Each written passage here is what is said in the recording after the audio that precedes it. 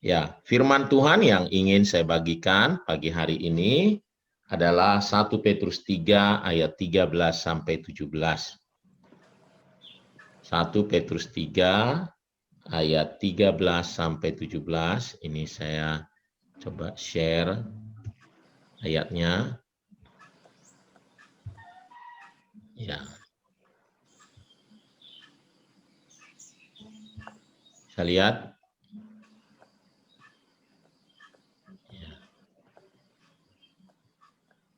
Ya. Saya bacakan untuk kita semua. 1 Petrus 3 ayat 13 sampai 17. Menderita dengan sabar. Dan siapakah yang akan berbuat jahat terhadap kamu jika kamu rajin berbuat baik? Tetapi sekalipun kamu harus menderita juga karena kebenaran, kamu akan berbahagia. Sebab itu janganlah kamu takuti apa yang mereka takuti dan janganlah gentar. Tetapi kuduskanlah Kristus di dalam hatimu sebagai Tuhan. Dan siap sedialah pada segala waktu untuk memberi pertanggungjawab kepada tiap-tiap orang yang meminta pertanggungjawaban dari kamu tentang pengharapan yang ada padamu. Tetapi haruslah dengan lemah lembut dan hormat, dan dengan hati nurani yang murni, supaya mereka yang memfitnah kamu karena hidupmu yang saleh dalam Kristus menjadi malu karena fitnahan mereka itu. Sebab lebih baik menderita karena berbuat baik, jika hal itu dikehendaki Allah, daripada menderita karena berbuat jahat. Ya, puji Tuhan. Saudaraku, Bapak Ibu, saudara yang dikasihi oleh Tuhan, kalau kita membaca kitab Perjanjian Baru, itu banyak ditulis pada saat mereka mengalami banyak penderitaan. Ya, kisah dari semua Perjanjian Baru itu dituliskan di saat mereka mengalami penganiayaan, mengalami penderitaan yang sangat. Itu sebabnya banyak sekali ayat-ayat dalam Alkitab di dalam Perjanjian Baru, sebenarnya juga ada di Perjanjian Lama ya, tapi di Perjanjian Baru, bagaimana supaya kita menjadi sabar dalam penderitaan, dalam kesusahan. Oleh karenanya, menurut saya di masa-masa sekarang ini adalah baik kita untuk melihat latar belakang itu dan kita bisa menggali apa-apa saja yang membuat jemaat Tuhan, umat Tuhan di masa itu menjadi powerful luar biasa. Bahkan seringkali jarang terungkap, malah yang terungkap adalah keluar biasaan jemaat mula-mula, gitu ya. Justru yang terungkap adalah bagaimana mereka mengalami kemenangan demi kemenangan. Nah, apa yang kita baca hari ini adalah tadi jelas konteksnya untuk sabar menderita. Dan ada 4 hal yang saya catat, nasihat supaya mereka bisa mengalami Tuhan yang luar biasa itu, ya ada di ayat-ayat yang tadi itu ya. Yang pertama dia katakan adalah supaya kita tetap rajin berbuat baik. Ya, rajin berbuat baik.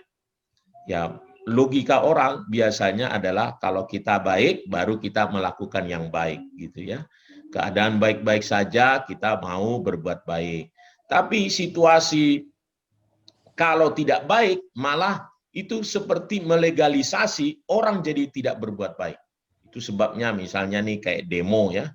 Gara-gara ketidakadilan maka dia jadi kayak terlegalisasi boleh melakukan ketidakadilan. Nah itu.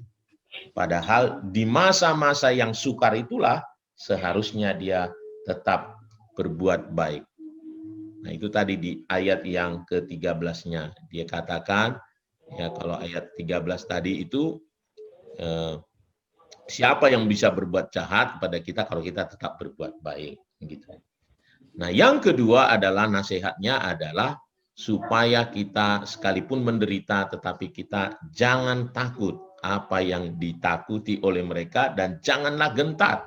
Selalu saja Alkitab kita itu, ya, setiap kali kita mengalami persoalan, permasalahan, selalu nasihat firman Tuhan adalah jangan takut.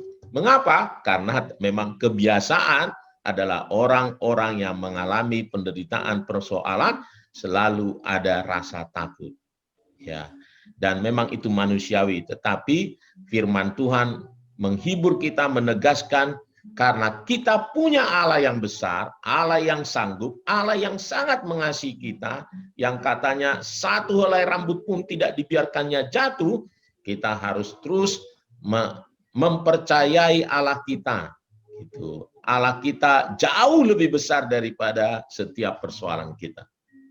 Jadi itu yang kedua, bagaimana sikap kita menghadapi penderitaan ini supaya kita bisa mengalami kemenangan-kemenangan itu, ya. Yang ketiga adalah ayat yang ke-15-nya tadi, ya. Yang ke-15-nya berkata, tetapi kuduskanlah Kristus di dalam hatimu sebagai Tuhan. Nah, jadi yang ketiga adalah kuduskan Kristus di dalam hati kita. Artinya kita buat dia yang paling tinggi, kita jagai dia, kita hormati, kita lakukan perintahnya. Nah, itu namanya menguduskan Kristus di dalam hidup kita. Biar kasih Kristus itu mengalir melalui hidup kita. Menurut saya, zaman pandemi ini, memang kalau secara duniawinya, itu tadi saya katakan melegalisasi, kita jadi berbuat jahat. Ada semboyan orang dunia ini, kalau perut kosong katanya, wah dia pun menjarahlah, mencuri katanya, karena terpaksa. Enggak, tetapi di dalam Tuhan, justru di saat-saat seperti itu, kita harus kuduskan Kristus di dalam hidup kita. Ini kesempatan kita untuk menjadi orang-orang benar. Itu cara pandangnya. Ya. Dan yang keempat, masih ayat yang ke-15-nya tadi adalah supaya kita terus menghormati orang lain. Ayat 15-nya, jadi kepada tiap-tiap orang meminta pertanggungjawaban, ya, siap sedia pada segala waktu untuk memberi pertanggungjawaban kepada tiap-tiap orang yang meminta pertanggungjawab dari kamu tentang pengharapan yang ada padamu. Haruslah dengan, dia katakan, dengan lemah lembut dan hormat. Jadi kita harus tetap lemah lembut dan hormat pada orang. Jangan gara-gara situasi kita, jadi kita jadi tidak lemah lembut dan hormat. Maunya marah terus. Nah, itu memang manusiawinya begitu, tetapi kita harus lawan, dan itulah kesempatan kita untuk bisa mengalami mukjizat Tuhan di dalam masa-masa yang sukar ini. Jadi ada 4 tadi, bagaimana sikap kita dalam menghadapi kesulitan, kesukaran, karena masalah-masalah yang kita hadapi, ya, apakah karena pandemi ini atau karena akibat-akibatnya atau apapun itu, tetapi mari kita seperti yang dinasihatkan oleh firman Tuhan supaya kita bisa mengalami kemenangan, yaitu yang pertama, tetaplah rajin berbuat baik. Rajinlah tetap berbuat baik. Jangan takut dan gentar. Yang ketiga, kuduskan Kristus di dalam hati kita, di dalam hidup kita. Yang keempat, lemah lembut dan tetap menghormati orang lain. Tuhan Yesus memberkati. Mari kita berdoa datang kepada Tuhan.